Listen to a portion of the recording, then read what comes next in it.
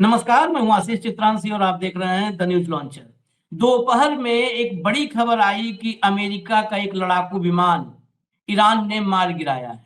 लेकिन अब ये संख्या एक नहीं है, अब ये संख्या 3 तक पहुंच चुकी है और 3 लड़ाकू विमानों के मार गिराए जाने की खबर की पुष्टि अमेरिका ने कर दी है।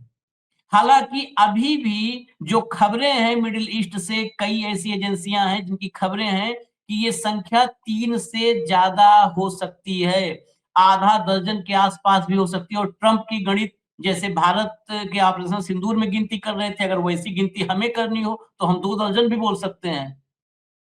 लेकिन 3 की पुष्टि हो चुकी है और आधा दर्जन के करीब ये संख्या बताई जा रही है, 7-8 फाइटर जेट गिराए जाने की। हाँ, अब पूरी दुनिया के सामने अपनी बेइज्जती जो हो रही है उसको ढकने के लिए एक नई तरकीब अमेरिका ने नई तरकीब सामने पेश की है। अमेरिका कह रहा है कि ये जो फाइटर जेट हमारे गिरे हैं, ये ईरान ने नहीं गिराए हैं। गिरे तो हैं 3, लेकिन वो ईरान ने नहीं गिराए हैं। वो कुवैत का जो एयर डिफेंस सिस्टम था, वो गलतफहमी हो गई थी, तो मजाक-मजाक में गलतफहमी में हमारे लड़ाकू विमान दनादन गिर गए सब। अब आप सोचिए, आप ये ट्रंप जैसा मस्खरा ये युद्ध में भी कॉमेडी कर रहा है कि मजाक-मजाक में गिरा दिया। और कौन? कुवैत की एयर डिफेंस सिस्टम ने। अभी हम इसको लॉजिकली चर्चा में लाएंगे, जरा भाव को भी जोड़ लीजिए। कुवैत का वो एयर डिफेंस सिस्टम अमेरिकी लड़ाकू विमानों को गिरा दिया, जो एयर डिफेंस सिस्टम अमेरिका के बेस को नहीं बचा पाया ईरान से। सबसे पहले अमेरिका का जो सैन्य बेस तबाह हुआ है, वो कुवैत का बेस तबाह हुआ। और एक ही बेस, अब तक सारे बेस, कई सारे बेस हैं जो बहुत डैमेज हुए हैं। जैसे जो 5th फ्लीट है नेवी की, जिसका बेस बहरीन में है, वो बहुत डैमेज हुआ है। लेकिन एक जो है सैन्य बेस ऐसा अमेरिका का है जो नॉन फंक्शनल हो चुका है, जो बिल्कुल अब निष्क्रिय हो चुका है। वो बेस कुवैत में है। जिस कुवैत में ईरान ने अमेरिका के बेस को नॉन फंक्शनल बना दिया, ऐसी तबाही मचाई, वहां पर कुवैत का एयर डिफेंस सिस्टम ऐसा एक्टिव हुआ कि 3 अमेरिका के लड़ाकू विमानों को मार गिराया। अब सोचिए जरा, ऐसा ऐसा ऐसी जो है कॉमेडी वाली स्क्रिप्ट तो हमारे देश में कोई लिखने वाला नहीं। चलिए, इतना ही नहीं है। अब भारत के लिए, क्योंकि भारत में तो मोदी जी एज यूजुअल चुनाव प्रचार में व्यस्त हैं, और पूरी दुनिया में, मैं भी एक इंटरनेशनल रिपोर्ट देख रहा था, उसमें भी अब सवाल ये उठ रहे हैं और कई लोग देश में भी सवाल उठा रहे हैं कि नरेंद्र मोदी, ये युद्ध का जो भी रिजल्ट आए, उसके बाद नरेंद्र मोदी के लिए स्थिति बड़ी विकट होने वाली है। क्योंकि मोदी का जो इजराइल दौरा था, उसको कहा जा रहा है कि नेतन्याहू की हत्या का जो प्लान था, उसके कवर अप के रूप में मोदी को बुलाया गया था कि कोई ये अंदाजा नहीं लगाएगा कि हमले का समय क्या है। क्योंकि भाई, राष्ट्राध्यक्ष एक बड़े देश के, 143 करोड़ के देश के राष्ट्राध्यक्ष को, प्रधानमंत्री को बुला रखा है इजराइल ने, अगवानी चल रही है, वो कलर मैच करवा रहा है बेंजामिन नेतन्याहू मोदी के रुमाल से। तो अब हमला हमला क्या होगा? तो इसको कवर अप कहते हैं। और कवर अप पे बहुत गंभीर सवाल उठ रहे हैं कि नरेंद्र मोदी का इस्तेमाल ऐसे दुनिया में हो रहा है, 143 करोड़ लोगों का प्रधानमंत्री, उसका इस्तेमाल कोई कवर अप में कर ले रहा है। और भी गंभीर, मैं सारा इंट्रोडक्शन में सवाल रख दे रहा हूं खबरों के साथ, क्योंकि सारी ताजा खबरें हैं। और भी गंभीर, मोदी पर जब सवाल उठने शुरू हुए, तो इजराइल के राजदूत ने, जो भारत में इजराइल का राजदूत है, उसने कहा कि मोदी को जानकारी ही नहीं थी कि ईरान पर हमला होना है। मोदी जब लौट आए हैं तब ये फैसला हुआ। ये भारत के एजेंसीज के गाल पर तमाचा मारा है मोदी को बचाने के चक्कर में। मतलब 143 करोड़ का देश, इतने वहां पर एजेंसियां लुंज पुंज है। क्या रॉ, क्या आईबी, क्या डोभाल, जेम्स बॉन्ड 007, कि दुनिया में इतना बड़ा हमला प्लानिंग चल रहा था और भारत के प्रधानमंत्री पते नहीं है। भारत का प्रधानमंत्री गया, उससे पहले न्यूज लॉन्चर 8 जो है इस पर डिबेट कर चुका था कि हमला होगा, 25-26 में हमला होगा, 24-25 में हमला होगा। ये डायरेक्ट हिट और एक्सरे में देख लिए होंगे आप भाऊ। तो फिर भाऊ को ही रा का चीफ बनाओ, तो एनएसए बनाओ डोभाल की जगह पे। वो किसी काम का नहीं है, निकम्मा। हमारे प्रधानमंत्री पते ही नहीं है, हमारे प्रधानमंत्री को नहीं पता है। बताइए, ये कह रहा है राजदूत। और आगे, अब इसलिए मैं इस बात को लाया, आज हमारे प्रधानमंत्री ने कहा कि हम भारतीयों की रक्षा करेंगे देशों के साथ मिलकर के। सबसे बुरी खबर है भारत के लिए, इस युद्ध में पहले भारतीय की मौत हो चुकी है, और वो भी ऐसा नहीं कि किसी में कहीं पे फंसा था, पानी नहीं मिला, खाना नहीं मिला।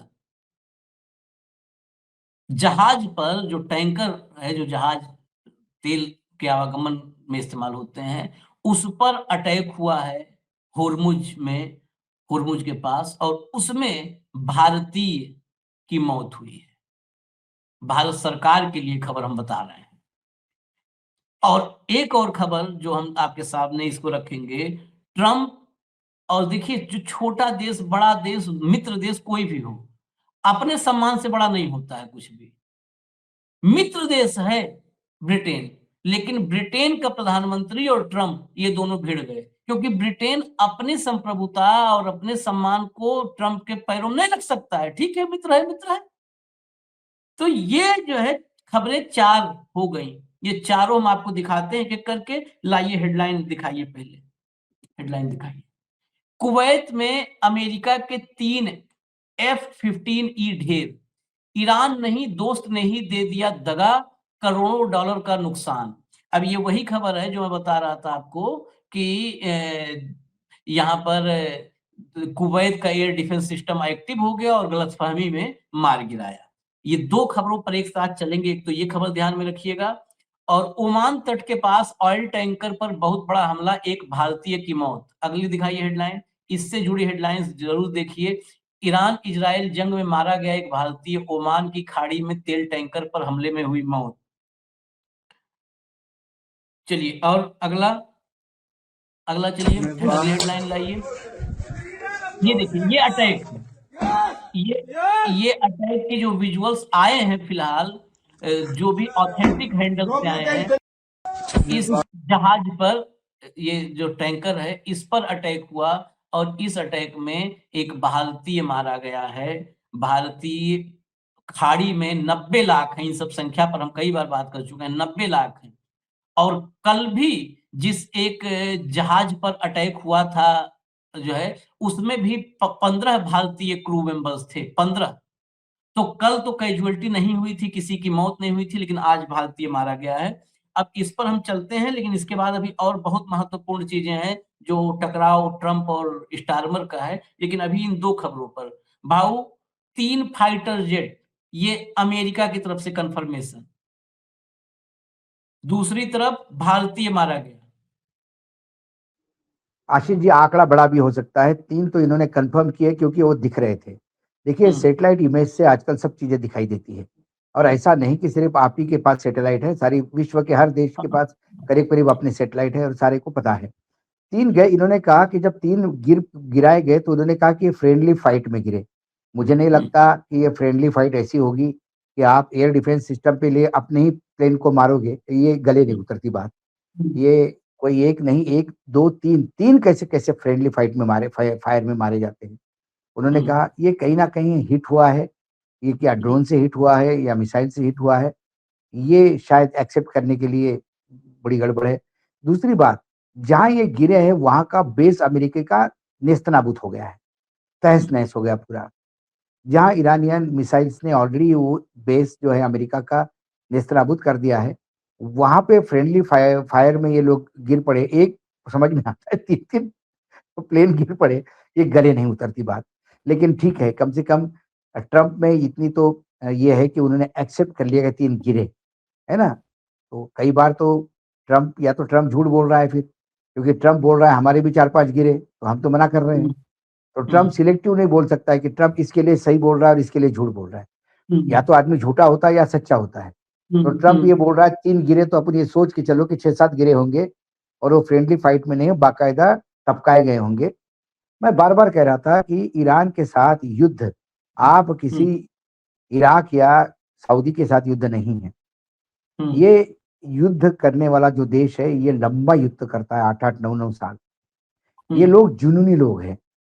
ये सब अपने आप को भी बर्बाद कर देंगे, लेकिन सरेंडर नहीं करेंगे। और जब ये युद्ध समाप्त होगा, और यदि अमेरिका जीत भी जाता है उसके अंदर, तो मुझे नहीं लगता ईरान में कुछ बचा होगा अमेरिका के लिए, सिवाय लाशों के। तो ये वो देश है। तो उन्होंने करीब-करीब आज जितना नुकसान बताया जाता है इज़राइल को और अमेरिका के तमाम अमेरिकी बेसों पे, वो भयावह है, जो अमेरिका के लिए भी चिंताजनक है। और इसी चक्कर में जर्मनी, फ्रांस और यूके, इन तीनों ने वो ऐलान किया कि हम भी आ सकते हैं। इसमें यूके ने कहा कि भई हम डायरेक्ट नहीं करेंगे, लेकिन हमारे जहाँ हित हमको लगेगा कि टकराव हो रहा है, वहाँ हम उतरेंगे। लेकिन फ्रांस और जर्मनी ने ऐलान किया कि हम आएँगे। फ्रांस और जर्मनी के ऐलान के बाद देखना है कि कोरिया, चाइना, रशिया क्या रुख अपनाते हैं। क्योंकि इस युद्ध से सबसे ज़्यादा यदि नुकसान किसी का हो रहा है भारत के बाद, तो वो नुकसान चीन का हो रहा है। तो चीन अपने नुकसान के लिए कैसा करेगा? चीन वो अपनी शिप के लिए या अपनी जहाज़ों के मदद के लिए या सिक्योरिटी के लिए मैदान में उतरेगा और फिर युद्ध की शक्ल लेगी। क्योंकि आने वाले ये 2-3 दिन बहुत भयावह है और ये किस तरह ले जाएँगे युद्ध को, किसी को पता नहीं। फिलहाल 3 तो अमेरिका मान रही है, ज़्यादा लोग बोल रहे हैं, जो अलग-अलग वेबसाइट्स है जो रिपोर्टिंग करती है वॉर की, वो अलग-अलग आंकड़े दे रहे हैं।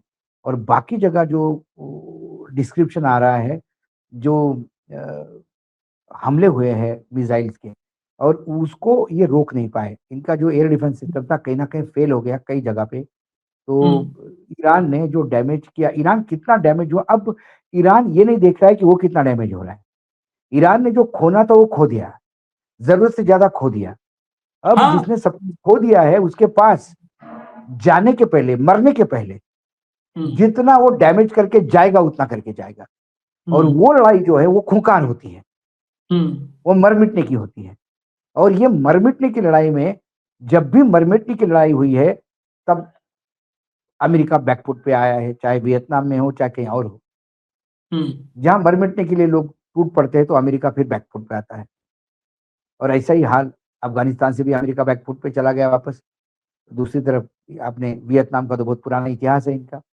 और ईरान के युद्ध में कहीं न कहीं अब अमेरिका में ज़ोरों-शोरों से इस बात को ये ज़ोर पकड़ रही है कि क्या इज़राइल ने ब्लैकमेल करके एप्स्टीन के फाइल द्वारा, क्योंकि एप्स्टीन मोसाद के लिए काम कर रहे थे और मोसाद के पास और भी कुछ डॉक्यूमेंट्स हैं जो एप्स्टीन के यहाँ से नहीं पकड़े गए, जो मोसाद के कलेक्शन में है। क्या वो इतने भयंकर है कि जिससे ट्रंप नाच रहे हैं? कई लोग कहते हैं कि एप्स्टीन के नाम पे क्या ट्रंप इज़राइल के कहने पे अमेरिका को झोंक दिया इस युद्ध में, जो अमेरिका की आधी जनता इस युद्ध को नहीं चाहती, क्योंकि हाँ, ईरान से अमेरिका और को कोई क्या तकलीफ है नहीं थी। भाऊ, आधी नहीं, सर्वे में बता दूं, जब आंकड़े की हाँ, बात आई, जो सर्वे आया है उसमें 25% लोग केवल इस युद्ध का समर्थन कर रहे हैं, 75% इस युद्ध के समर्थन में नहीं है। अब समर्थन आप में नहीं सोच है। लीजिए आंकड़ा। और मैं और हुँ, आगे जरा बढ़ाऊं, क्योंकि फटाफट अपडेट्स लोग ये देख रहे हैं हम लोगों के साथ, हुँ, हुँ। मतलब लगातार 3 दिन से। जरा लाइए आपस में क्या टकराव है वो भी दिखाएं और फिर ताजा हालात दिखाएं, क्योंकि ये वेव्स हैं अटैक की। 10th हुँ, वेव थी, उसमें अभी तक अटैक चल रहा था, जिसमें जो है सबसे खतरनाक मिसाइल वो दफ्तर में, नेतन्याहू के दफ्तर में घुस गई थी इजराइल हुँ, की। अभी तक अपडेट भी नहीं है कि नेतन्याहू की कंडीशन क्या है। अब 11th वेव, जब हम ये डिबेट कर रहे हैं रिकॉर्ड 6:30 बजे, तो 11th वेव की हमारे पास फुटेज भी आ गई है और 11th वेव में बहुत तगड़ा अटैक फिर हो रहा है। ये देखिए, ईरान, अमेरिका और इजराइल जंग के बीच साइप्रस में ब्रिटिश बेस खाली कराया गया। ये मैं अभी विजुअल भी आपको दिखाऊंगा, ब्रिटिश बेस। दरअसल ये जो है साइप्रस का बेस, अब जो है उसने ब्रिटेन ने अमेरिका को परमिशन दे दी थी कि इसका इस्तेमाल आप कर सकते हैं। इधर ब्रिटेन ने परमिशन दी और उधर ईरान ने इसका इस्तेमाल करते अमेरिकी उससे पहले ही यहाँ पर ड्रोन अटैक कर दिया। जैसे ही ड्रोन अटैक किया, तत्काल खाली करना शुरू हो गया कि अब खाली करो इसको। अगला आगे चलिए, अगली खबर। ये अगली खबर ये डिएगो गार्सिया को लेकर के है। डिएगो गार्सिया द्वीप, इसका बहुत जो है सामरिक महत्व है।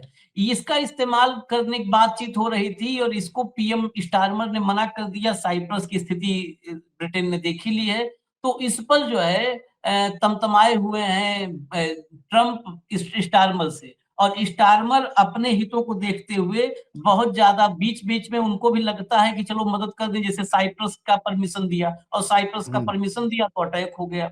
तो इस वजह से दोनों में टकराव चल रही है।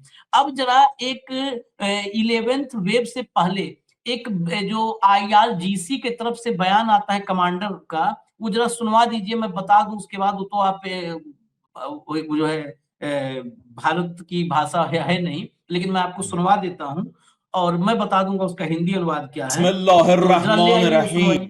موج دهم عملیات وعده صادق 4 با مانور موشک‌های خیبر درهای عظیم آتش را به سرزمین‌های اشغال डाउन कर दीजिए। ये ईरानी सेना जो आल्तेस और इस्लामिक रिवोल्यूशनरी गार्ड कोर, ये जो IRGC है, इसकी केंद्रीय कमान है खातम अल अनबिया। खातम अल अनबिया, खातम अल अनबिया मुख्यालय के प्रवक्ता ने बयान जारी करके तेल अवीव, ये दुनिया के लोग सुन ले जो भी हमारा कार्यक्रम 10-5 लोग देखें, उन्होंने बयान जारी किया हो तेल अवीव और हाइफा, ये दोनों बहुत महत्वपूर्ण, हाइफा सबसे बड़ा बंदरगाह शहर है इजराइल का और तेल अवीव ओवरऑल सबसे महत्वपूर्ण आर्थिक रूप से, आर्थिक और राजधानी मान लीजिए, तेल अवीव सब कुछ है, इजराइल का हार्ट। इन दोनों शहरों के निवासियों को जो है सलाह दी है, और सलाह में क्या है कि सैन्य ठिकाने जितने हैं और सरकारी इमारतें, इससे वहां के लोग दूर रहें। यहूदी हैं वहां पर तो है नहीं, मुसलमान, उनको सलाह दिया है कि आप जो है तेल अवीव और हाइफा में रहते हैं तो सैन्य ठिकानों, सरकारी इमारतों से आप दूर रहिए।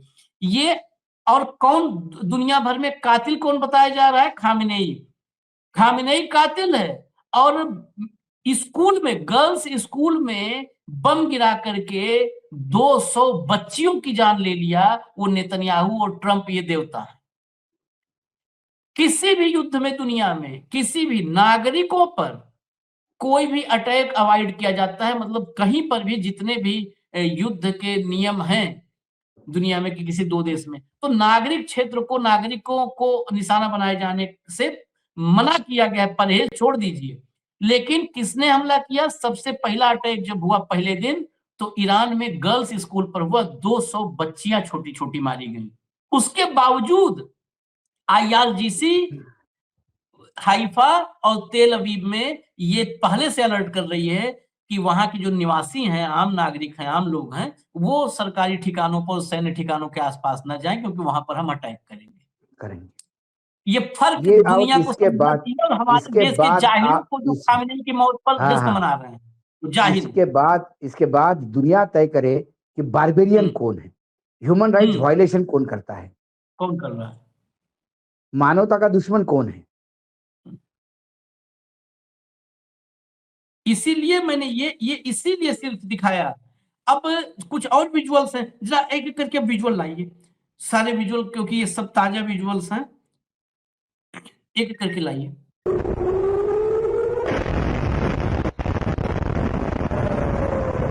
ये जो अभी आप देख रहे हैं, ये इजराइल का बेल सेवा जो है शहर है।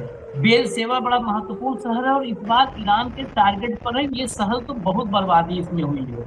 यहाँ पर आप देख सकते हैं कंप्लीट एयर डिफेंस, इजराइल की एयर डिफेंस यहाँ पर फेल हो गई है और ईरान की मिसाइलें यहाँ पर लगातार गिर रही हैं, लोग इमारतों में फंसे हैं।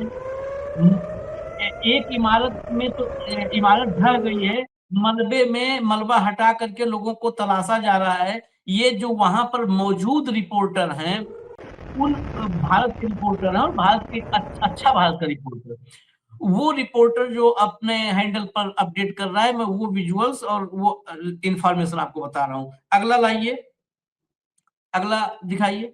ये बिल सेवा देख लिया आपने, बिल सेवा में तो और अटैक हो रहे और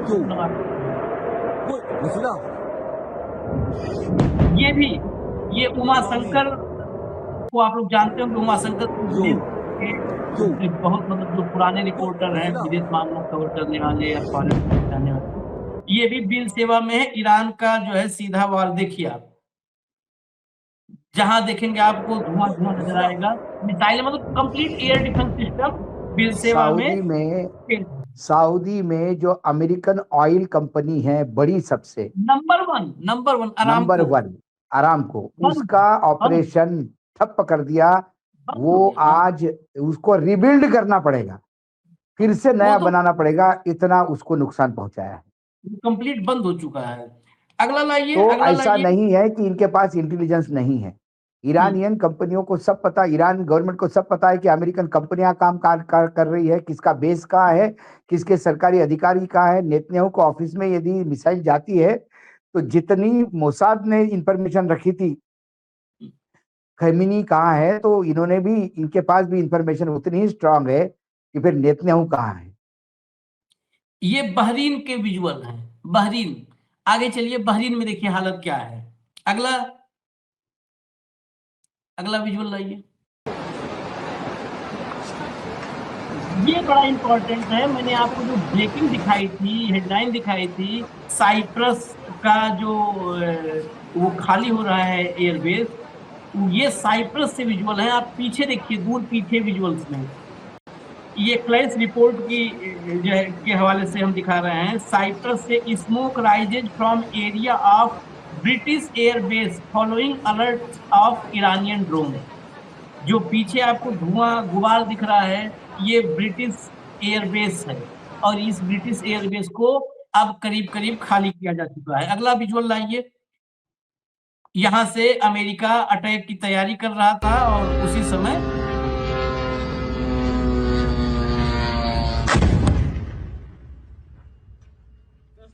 ये देखिए ईरान के अटैक की तस्वीरें हैं। ये जो है अब अगला लाइए। चलिए अगला अगला अगला अगला अगला अगला फिर आपको मैं साइप्रस एयरपोर्ट की तस्वीर दिखा रहा हूँ, अगर वही टाइमली आई थी। हाँ, ये साइप्रस एयरपोर्ट है। Cyprus airport, evacuation of Cyprus airport after attacks by Iranian drones. Iran के ड्रोन्स के अटैक के बाद साइप्रस एयरपोर्ट जो है वो भी खाली किया जा रहा है। अगला अगला एक एक करके अगला लाइए। चलिए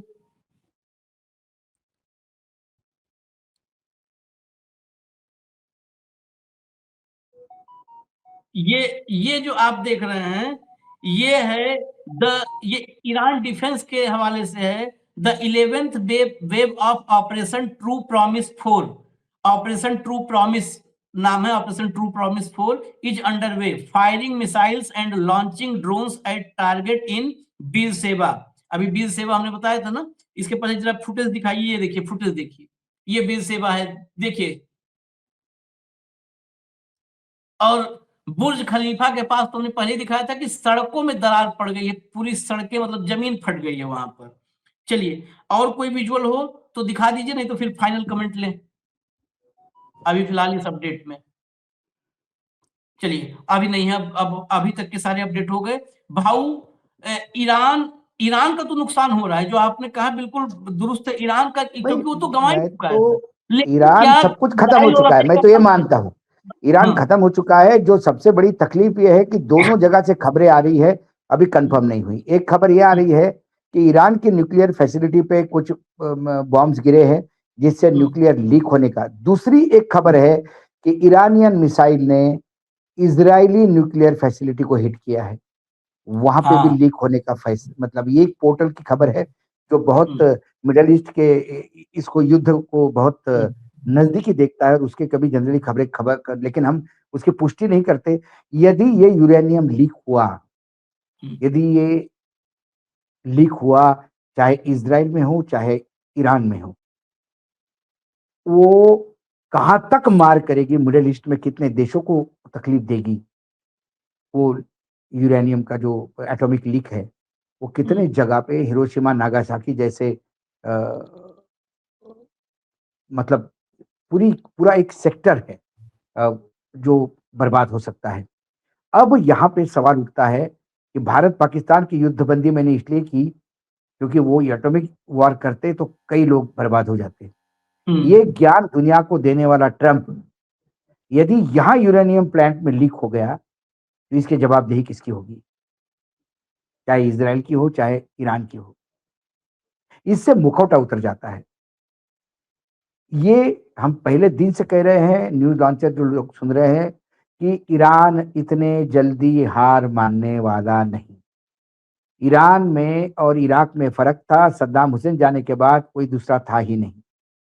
यहाँ लेयर्स पे लेयर्स, लेयर्स पे लेयर्स, मानो प्याज हो, छिलते जाओ छिलते जाओ, छिलना ही पड़ता है। ऐसे लेयर्स के लेयर्स बना के रखी है। इसलिए अयतुल्ला खोमेनी जाए, डिफेंस मिनिस्टर जाए, सैन्य का मुखिया जाए, सब जाने के बाद हमले में जरा भी कमजोरी नहीं आई। हमले उल्टे ज्यादा ताकतवर हो गए। ये तो हो गए यहाँ पे।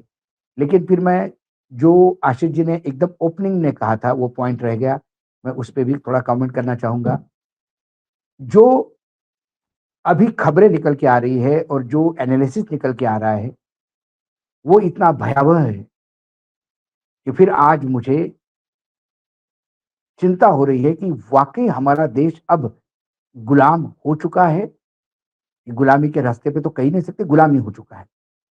यदि इस देश के प्रधानमंत्री को इजराइल में बुलाकर पूरे विश्व को एक मैसेज देना चाहते हैं कि भाई इजराइल तो कोई युद्ध का लेना देना नहीं है, अभी तो भारत के प्रधानमंत्री को हम स्वागत कर रहे हैं, उनको अवार्ड दे रहे हैं, ये कर रहे हैं वो कर रहे हैं, और इजराइल के जो राजदूत है वो शायद उनको ये लग रहा है कि इस देश में सब मूर्ख ही रहते हैं, अकल वो सिर्फ इतना उन्हीं के वक्त पास। गुजार रहे, हो सकता है उनको यकीन हो गया। वो उनको यकीन हो गया होगा भारत में मूर्ख रहते हैं, अंधभक्त रहते हैं। तो उन्होंने कहा कि वो हमारा प्लान नहीं था।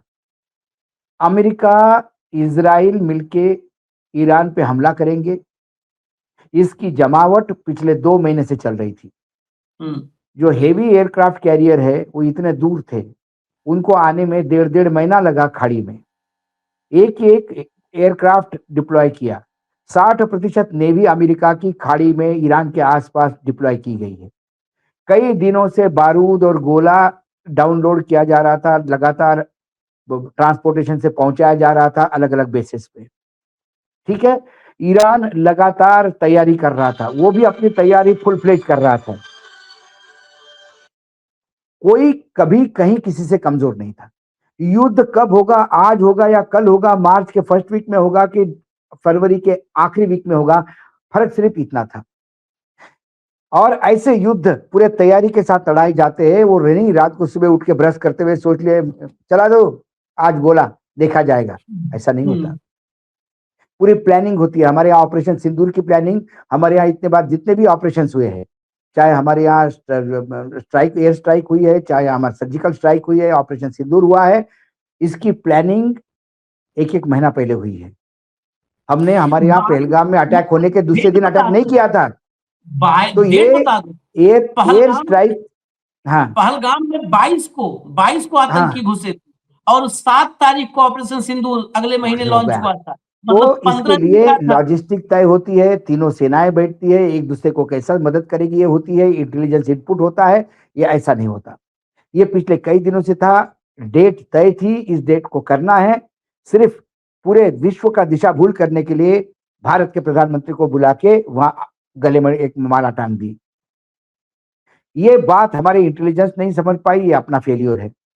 ये हम सारा विश्व क्या, हमारे यहाँ स्टैंडिंग कमेटी ने बोला कि नहीं जाना चाहिए आपको इस टाइम पे, युद्ध की स्थिति बनी हुई है। लेकिन हमारे प्रधानमंत्री का वहां जाना और वहां पार्लियामेंट में कहना कि हम आपके साथ खड़े हैं। क्या इजराइल हमारे साथ खड़ा था पाकिस्तान के खिलाफ? क्या इजराइल ने पाकिस्तान को आतंकी देश कहा था ऑपरेशन सिंदूर में? जबरदस्ती बिना मांगे पहुंच जाते हैं कहीं भी हमारे प्रधानमंत्री और बोलते कि हम आपके साथ खड़े हैं। हमारे साथ कौन खड़ा है उसी के साथ भारत खड़ा होगा कि हम सबके साथ खड़े होते रहेंगे? जिसने आवाज लगा दी चले बंद दिहाड़ी मजदूर सुबह उठ के, ये भयावह है। इसका मतलब भारत का कितना ओछा उपयोग होता है और उपयोग करवा लेते हैं हम अपना देश। जिस बात को आप कह रहे हैं कि हमारे देश का इस्तेमाल होता है और करवा लेते हैं, बस 1-2 लाइन की खबर के साथ मैं खत्म करूंगा कार्यक्रम को। और ये 2 लाइन की खबर भारत के पत्रकारों के नाम, मैं उन्हीं के नाम समर्पित कर रहा हूं जो कथित पत्रकार हैं। इजराइल का अखबार है हॉरित्ज।